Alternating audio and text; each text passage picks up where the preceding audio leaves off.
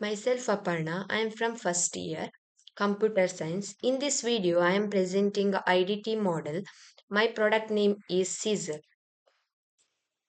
Company name is Carvings Medical Center and name of the product after modification is Surgical Caesar. Company logo.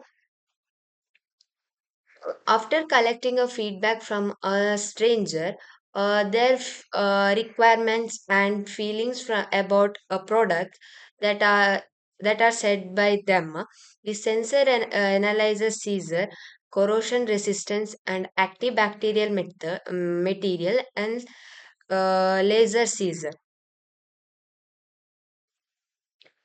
Few To resist a corrosion, we can use stainless steel such as chromium, metals and other metals.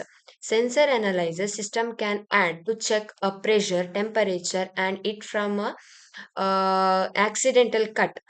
Antibacterial method is uh, antibacterial method is used and it is commonly used for Caesar.